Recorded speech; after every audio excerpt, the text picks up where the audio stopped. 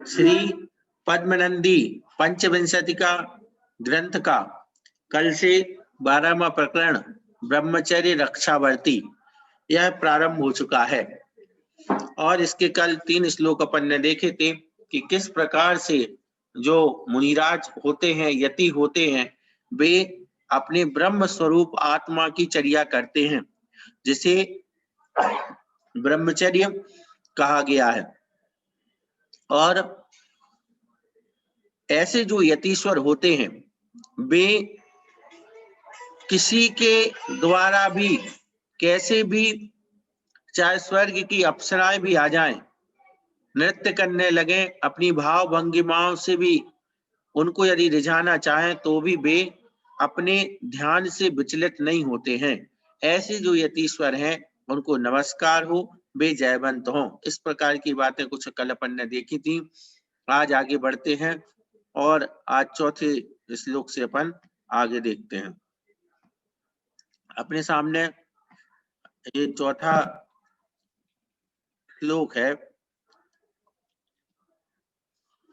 नित्यं खादति हस्ति सूकरफलम् सिंहो बली तद्रति वर्षेणैकदिने शिलाकणचरे पारावते सा सदा न ब्रह्मव्रतमेति नाशमथवा स्यान्नैव भोक्तेर्गुणाः तद्राक्षां दृढ एक एव कुरुते साधुर्मनः संयमः।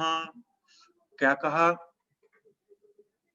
भोजन के गुण से, अर्थात भोजन के करने से ब्रह्मचर्य नष्ट होता है तथा भोजन के न करने से ब्रह्मचर्य पलता है, यह बात नहीं है। क्योंकि अत्यंत बलवान सिंह हाथी तथा सूकर के हाथी सुअर के मांस को खाता है, किंतु वर्ष में वह एक ही समय रति को करता है, तथा कबूतर सदा पत्थर के टुकड़े खाता है तो भी वह सदा रति करता रहता है। किंतु ब्रह्मचर्य का पालन एक मात्र साधु का दृढ़ मन का संयम है, वही करता है। इसमें कोई विशेष समझाने वाली बात नहीं है, आप लोग स्वयं पढ़ सकते हैं। बस इसमें इतना समझना है कि यहाँ अभी मन की प्रमुखता दी जा रही है। किसकी प्रमुखता दी जा रही है? मन की, कि मन को बस में करना है। तो जब हमने आप कई बार बताया अर्पिता नर्पित सिद्धि, हमारे यहाँ जो बात होती है वो मुख्यता और गौणता से होती है। और मुख्यता और गौणता से क्या होती है कि जब हमें जिस चीज को मुख्य रूप से स्थापित करना है तो हम उसको उसकी महानता बताएंगे, है ना। और इसी प्रकार यहाँ पर मन को विशेष रूप से मन के स्थिर करने की बात की जा रही है। इसलिए यदि कोई ये कहता है कि भोजन करने से व्रत नष्ट होता है, तो वो बात नहीं है, क्योंकि अन्य ऐसे पशु हैं जो इस तरीके के मांस खाते हैं, फिर भी उनके इतने ज्यादा काम परिणाम नहीं होते हैं, कामासक्त नहीं देखे जाते हैं, है ना। और जबकि कबूतर होता है, पत्थर के टुकड़े खाता है, फिर भी वह उसमें कामासक्ति ज्यादा पाई जाती है। तो इसलिए यहाँ से ये समझने वाली बात रही कि साधु का दृढ़ मन होना चाहिए। व्रत पालने के पीछे मन होना, वो मन कैसा होना? दृढ़ मन होना परम आवश्यक है। आगे चलते हैं, 5वां श्लोक। चेतः संयमनं यथा वधवनं मूलव्रतानां मतं शेषाणां च यथा बलं प्रभवतां बाह्यं मुनेर्ज्ञानिनः तज्जन्यं पुनरान्तरं समरसि भावेन चेतसो नित्यानंद विधायि कार्यजनकं सर्वत्र हेतुर्द्वयम्। सर्वत्र हेतुर्द्वयम्, सब जगह दो हेतु समझना। ज्ञानी मुनि के यथाशक्ति होने वाले जो मूल गुण तथा उत्तर गुण हैं उनको यथायोग्य जो रक्षण करना है वह तो बाह्य मन का संयम है। उस बाह्य मन के संयम से उत्पन्न हुआ और सदा आनंद के करने वाले कार्य को पैदा करने वाला चैतन्य तथा मन के समरसी भाव से जो मन का संयम होता है वह अंतरंग मन का संयम है तथा सब जगह यह दोनों प्रकार का संयम कारण है। मतलब कोई भी आपको मुनि बनने के बाद कोई भी व्रत पालन करना है, किसी भी चीज में स्थिरता लानी है, तो जो बाह्य में मूल गुण उत्तर गुण हैं उनकी रक्षा किससे होती है? बाह्य मन से। और जब हमारे संयम की रक्षा होती है तो उस संयम से क्या होता है? आनंद करने वाले कार्य को पैदा करने वाला, ठीक है ना, कौन है? चैतन्य तथा मन के समरसी भाव से संयम का पालन किया, मूल गुण उत्तर गुणों का पालन रक्षा की, उससे बाह्य संयम से क्या हुआ? आनंद उत्पन्न हुआ। चैतन्य जो आत्मा है उसमें समरसी भाव उत्पन्न हुआ, ये सारा बाह्य था। अब उस समरसी भाव के कारण क्या हुआ? अंदर मन का संयम होता है, यानी मन भी स्थिर हो जाता है। अब जब अंतरंग और बहिरंग दोनों प्रकार से मन दृढ़ हो गया, संयमित हो गया, तो यह दोनों प्रकार का संयम उस ब्रह्मचर्य व्रत का कारण है। किसका? मन का। मतलब पहले कह दिया ना कि मन की बात है, पिछले श्लोक में कहा, चौथे श्लोक में कि मन से संयम का पालन होता है। तो यहाँ पे दो तरह का मन बताया कि बाह्य रूप में और अंतरंग रूप में। अंतरंग में मन में दृढ़ता कब आएगी? जब बाहर के मूल गुण आदि को पालेगा कोई। बहुत ध्यान से देखना कि यहाँ पिछले श्लोक में कह दिया था कि खाने पीने से कुछ नहीं, ऐसा कुछ नहीं, सिर्फ अपना मन का दृढ़ हो तो संयम पालन हो सकता है। तो यहाँ आगे चल के क्या कह दिया 5वें श्लोक में कि आत्मा तक। अब देखो दो तरह का मन, पहले यहां से देख लो, बाह्य मन और अंतरंग मन। अंतरंग मन प्रसन्न कब होगा? जब बाह्य मन प्रसन्न होगा, बाह्य मन सुखी होगा, तो फिर अंतरंग मन खुश होगा, मतलब समरसी भाव में होगा। तो ज्ञानी अब उसके लिए क्या करना? उसके लिए जो चारित्र है, मूल गुण है, उत्तर गुण है, इनको जो पालेगा उससे क्या होगा? उस संयम से आनंद उत्पन्न होगा, ठीक है ना। चैतन्य का जो समरसी भाव है वह आएगा। उसके कारण जो अंतरंग मन का संयम है, उसके कारण क्या हो जाएगा? जो अंतरंग मन का संयम है, तब जाकर के यह दोनों प्रकार का संयम कारण है। दोनों प्रकार का मतलब एक अकेला नहीं। कोई सोच ले कि मैं अकेला बस मन से संयम पाल लूंगा, नहीं। मुनि बनने के बाद मूल गुणों का पालन हो, चारित्र का पालन हो। ये जो बाह्य जितना भी मन के द्वारा बाह्य क्रिया किया जा रहा है उस अपेक्षा से बाह्य मन का संयम अथवा बाह्य मन की दृढ़ता, और अंतरंग में फिर उसी संयम के प्रसाद से जो चैतन्य का समरसी भाव उत्पन्न हुआ है उसमें डूब जाना, वो अंतरंग संयम हो गया। तो ऐसे हेतुर्द्वयम, सर्वत्र हेतुर्द्वयम, सभी जगह दो तरह के हेतु होते हैं, एक बाह्य हेतु और एक अंतरंग हेतु। शॉर्ट में क्या समझना है इसमें से कि बाह्य मन और अंतरंग मन की दृढ़ता से संयम का पालन होता है। बाह्य मन में प्रसन्नता समरसता कब आती है? जब मूल गुण आदि का पालन होता है। उस संयम के प्रभाव से, प्रताप से जो आनंद आता है चैतन्य में, वह बाह्य समरस भाव है। और अंदर में उस समरस भाव के कारण अंदर भी ठंडक हो जाती है।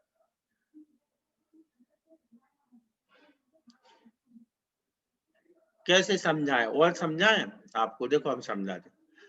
मान के चलो गर्मी का दिन है, ठीक है ना। अब क्या हुआ कि जैसे मान के चलो आपने अच्छा ठंडा पानी लिया, ठंडे पानी का गिलास लिया, तो शरीर को ठंडक लगी, बाह्य शरीर, मैं अब शरीर को बाह्य और भीतर कर लो उदाहरण के रूप में समझने के लिए।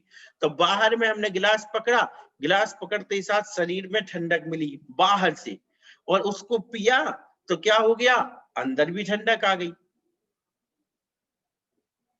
इसी प्रकार बाहर से मान के संयम आदि का पालन किया तो बाहर से मन चित्त शीतल हो गया, आनंद उत्पन्न हुआ। जब बाहर से हुआ तो अंदर का मन भी अपनी ब्रह्म की चर्या में लीन हो गया। इससे क्या हुआ, इससे ब्रह्मचर्य व्रत का पालन हो गया।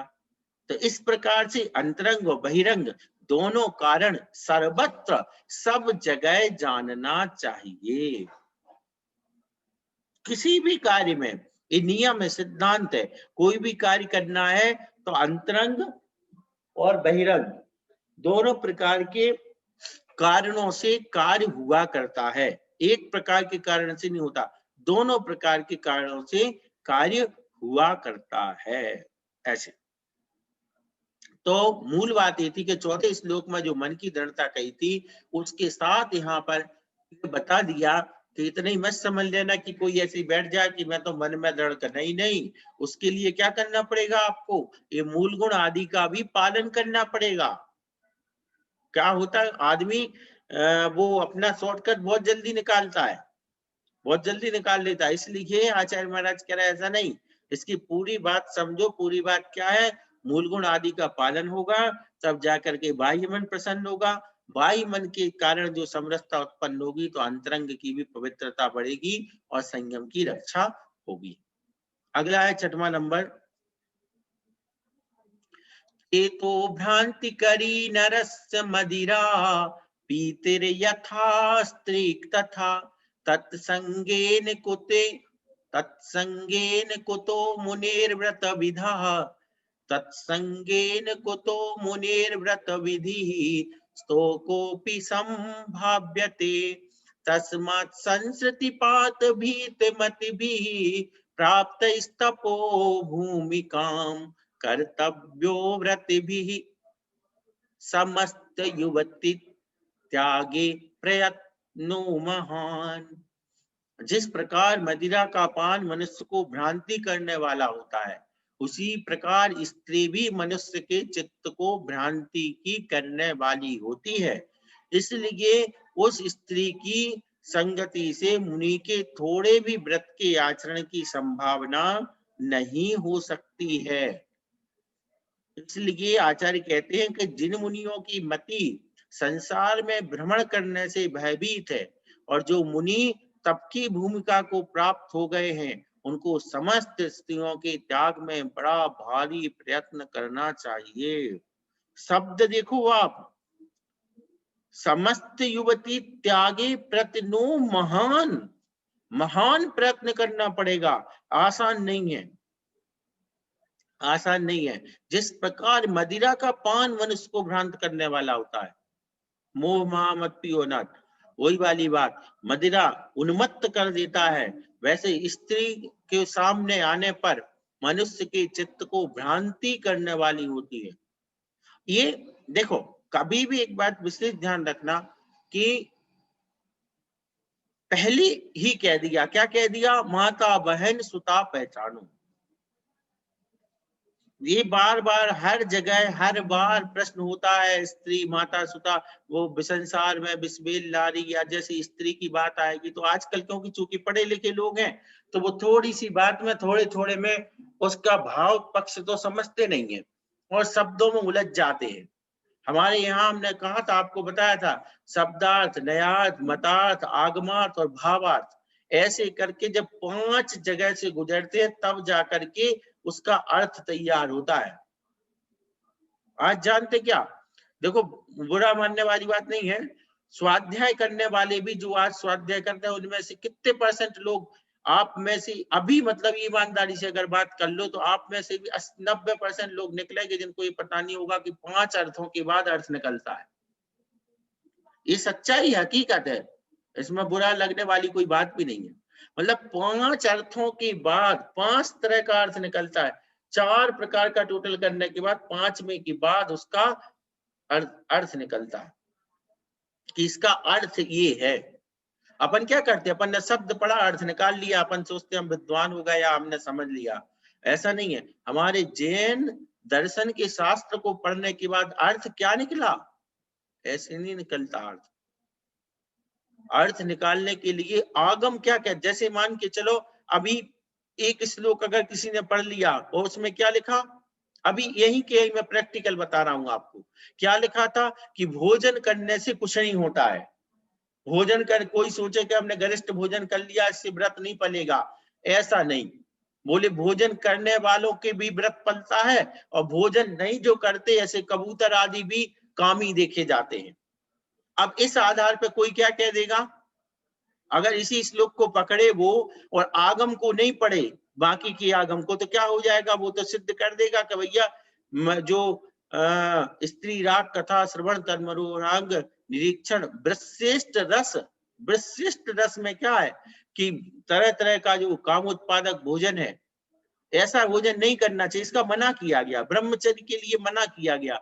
अब कोई अगर इस श्लोक को पढ़ करके रख दे तो क्या होगा, तो इसलिए क्या कहा, आगम देखो, अभी ये बात अपेक्षा से की गई, मन की दृढ़ता के लिए ये बात की गई है, लेकिन इसके साथ आगम क्या कहता है उसको मिलाओ। कहीं पे मान के लिखो, चला आप श्राप का चार पढ़ रहे हो और कहीं पे लिखा आ गया आपने देव पूजा जिसने कर ली उसने सारे कर्तव्य कर लिए। कहीं पे लिखा आ गया कि जिसने मुनि को आहार दान दे दिया उसने सारा गृहस्थ जीवन सफल हो गया उसका। अब कोई कल से मान के चलो जो पूजा करता है वो दान देना छोड़ दे, संयम पालना छोड़ दे, अष्टमी चतुर्दशी बंद कर दे, सब बंद कर दे, फिर तो नहीं।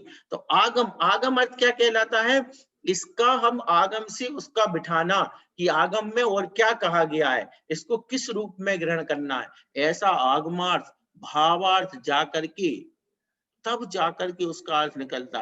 तो यहाँ पर भी क्या है कि स्त्री जहां कहा जाता है, मुझे तो ये बताओ, मान के चलो अभी कोई जैसे अब जिनको हम जानते हैं उनके तो नाम के साथ हम बात कर ही सकते हैं कि अभी आप लोग जैसे मान के चलो पढ़ रहे हो, अभी अपन ही आपस में आमने सामने बात करो, आप 30 लोगों में से मेरे लिए तो एक भी स्त्री नहीं है, कोई बता दे कोई स्त्री हो।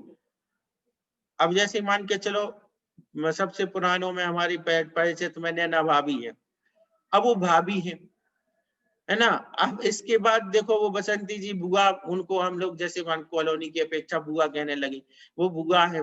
आप लोग कोई कोई दीदी होगी, कोई भाभी होगी, कोई कोई बेटी है, अब कौन है बताओ, स्त्री है कौन, मुझे तो ये बताओ ना, कोई बताए तो सही। जब और मुनिराज के लिए भी क्या कह दिया था कि वहां पर भी अभी जो पिछला श्लोक आया था उसमें भी क्या कह दिया था, वहां भी बहुत स्पष्ट रूप से कहा था, क्या कहा था कि मुनिराज जो है वे क्या करें, माता बहन सुता पहचाने। अब जब माँ बहन और बेटी में वो आ गई है पूरी महिलाएं, तो फिर स्त्री की बात अपन को वहां पे चढ़ने की जरूरत बिल्कुल भी नहीं होती है। अब अगर हाँ उसके बाद भी अब आप ही अगर अपने आप को स्त्री मान रहे हो तो अलग बात है। तो एक मतलब एक तरीके से क्या, फिर क्या कहे, छोड़ा उस बात को, मतलब कहने का मतलब ये है कि जो व्रत का पालक है उसके लिए कोई भी स्त्री नहीं है, या तो वो माँ है या बहन है या बेटी है। लेकिन अब जो व्रत को पाल रहा है, अगर उसने किसी को स्त्री के रूप में देख लिया है और स्त्री की संगति करने लगा है, तो वह क्या होगा, स्त्री की संगति से मुनि के थोड़े भी व्रत के आचरण की संभावना नहीं हो सकती है। अब अगर मान के चलो वो इनके संग में अब रहने लगा है, तो क्या हो सकता है, बहुत संभावना है व्रत भंग होने की। ये कुछ ऐसे शाश्वत सत्य हैं जो अपन लोक लाज बस मर्यादा नीति के तहत अपन स्पष्ट रूप से चर्चा नहीं कर सकते, लेकिन ये यथार्थ सत्य हैं। ये जो कामुकता हुई, भावुकता हुई और ये जितना भी दुराचरण समझ लो अथवा स्त्री पुरुष का आकर्षण समझ लो, ये बहुत बहुत स्वाभाविक चीजें हैं। अपन देखो, आप लोग सब ब्रह्मचर्य व्रत के धर्म के दिन भी प्रवचन सुनते हो और 20 बार उदाहरण सुना होगा कुलभूषण देशभूषण का, इतनी बढ़िया शिक्षा ग्रहण करके आए और खुद की ही सगी बहन पर मोहित हो रहे। देखो, एक समय पहले अपनी सगी बहन पर मोहित हो रहा है, दोनों भाई एक दूसरे को मानने को तैयार, और अकेला इतना सा पता चल गया कि ये बहन है। अब बताओ, और दोनों को क्या गिलानी हो गई कि मुंह दिखा, अब हम मुंह दिखाने के लायक भी नहीं है। अरे वो ही तो स्त्री है, वो ही तो लड़की है, वो ही सुंदरता है, क्या बिगड़ गया एक सेकंड में? सिर्फ इतनी सी बात आ गई कि बहन है। तो आप कल्पना करो कितनी बड़ी बात है, इस दृष्टि की कितनी बड़ी बात है। एक दृष्टि ने कितना बड़ा खेल कर दिया कि दोनों की दोनों आंखें नीचे हो गई, सिर नीचे करके, और अपना वहां से मतलब मुंह, जिसको कहते ना अपन ने कि मुंह दिखाने लायक नहीं बची, और ऐसी स्थिति में वैराग्य को प्राप्त होकर के और वापस हो गए। तो ये जो बात है कि जहां स्त्री का मतलब, जिसको अपन कहें कि स्त्री के रूप में अगर किसी को कोई बैठी हुई है। अब दूसरी बात और है, एक बात और है, ध्यान रखना, ये मैं बहुत कड़वा सत्य बोल रहा हूं। एक, जैसे मान के चलो कभी आपने देखा हो, देखा क्या, सबने करते ही हैं सब लोग, कि अपन रास्ते से जा रहे हैं, महाराज को बिहार करा रहे हैं, अगवानी करा रहे हैं, माँ का बेटा कैसा हो, विद्यासागर जैसा हो। और अगर आपके बेटे को कोई पकड़ ले, लाओ भैया विद्यासागर बनाते हैं इसको, तो क्या कहोगे आप? तुरंत, मेरा नहीं वो पड़ोसी का हो। माँ का बेटा कैसा हो, फिर मेरा नहीं पड़ोसी का हो वो विद्यासागर, तो मेरा बेटा नहीं जा। तो कहने का, कंठ का बेटा, कंठ का कोई भी, और पेट का बेटा, दोनों में बहुत अंतर होता है। इसी प्रकार ही हमारे संबंध, रिश्तेदारियां होती हैं जितनी हैं, ये जो चल रही हैं, ये वहीं तक विश्वसनीय है जहां तक वो मर्यादा में रहें। ये क्योंकि हमारा जो अनादिकालीन संस्कार है, वो संस्कार बहुत खराब रहा है, वो आज ऐसा वैसा नहीं है। क्या पता हम, अब देखो इसमें सब कर्म का उदय भी होता है, संस्कार भी होते हैं पुराने। कई केस कैसे होते हैं, जो आज दुराचरण संबंधी केस होते हैं, वो कैसे होते हैं, जो पहचान में होते हैं। सबसे ज्यादा गंदे केस कहाँ आते हैं? पहचान में आते हैं। और नैना भाभी को तो बिल्कुल एकदम से ऐसा ध्यान आ जाएगा, कोटई की ऐसी घटना कि वो तो अब भैया पूछो मत।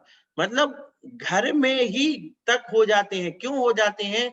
तो इसलिए ये जो हमारा बीच का मुंह का बोलना, मुंह से हम कह रहे हैं कि आप हमारे ये हो ये हो, इसमें भी मर्यादा की जरूरत है। इसमें भी मर्यादा की जरूरत है कि हम उतने ही साथ संपर्क उसमें रहे जितने में हमारे व्रत पले।